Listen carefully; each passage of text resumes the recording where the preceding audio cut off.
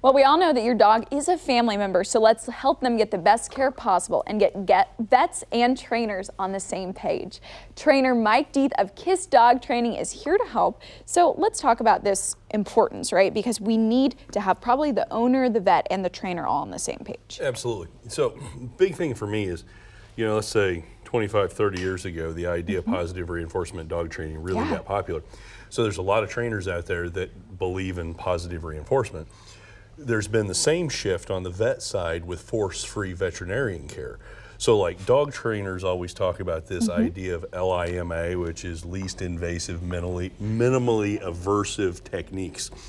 And now we have vets who are being certified as force-free vets. So what we find is...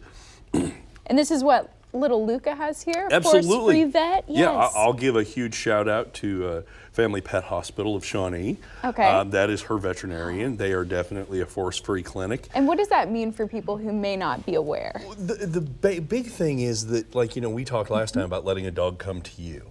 A lot of now the vets are starting to get techniques of bring the dog in for just treats 2 or 3 times before they have a full visit. And does this so it's a fun place. And does this have to do with a dog's anxiety level Absolutely. when they could be going to a vet if it's associated in a negative way? Yeah, I mean, it's the same thing for us. If we go to the doctor once a year and unpleasant things happen to us once a year, it's an anxiety. Yeah. Whenever you go to the doctor, you're freaking out. But if your doctor gave a $20 gift certificate to your favorite restaurant every time you showed up, you'd probably be more apt to we're want to go going to there. the doctor. Checking it out. So yeah, it has a lot to do with the anxiety of the animal and just keeping it as little as possible. Okay, and then what actually caused this onset of the LIMA training?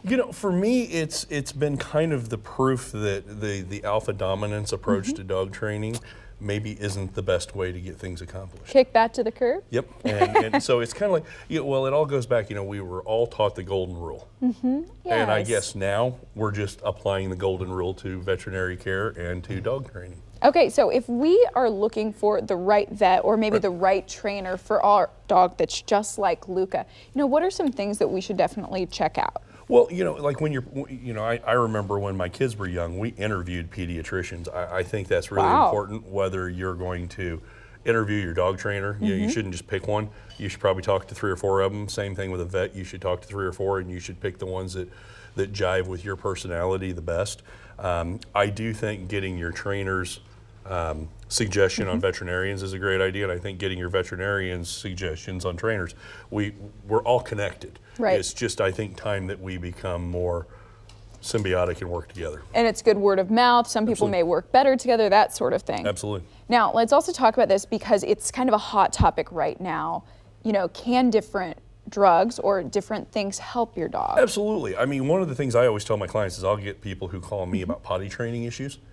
And a lot of times I immediately send them back to their vet to have a urinalysis done to see if they get a UTI or a bladder infection. Wow, that's a good test. Yeah, the owner will always assume that it's a training issue with their dog, and a lot of times it can turn out to be, physical. Something like that. Another great example is thunderstorm phobic dogs. There's an entire new class of medication out there that can help dogs who are freaked out by thunderstorms. So a veterinarian that works with a trainer or a trainer that works with a veterinarian, I think the animal is going to get a way better product when both sides are working together versus just one or the other. Well, Mike, as always, thank you so much for all of that wealth of information.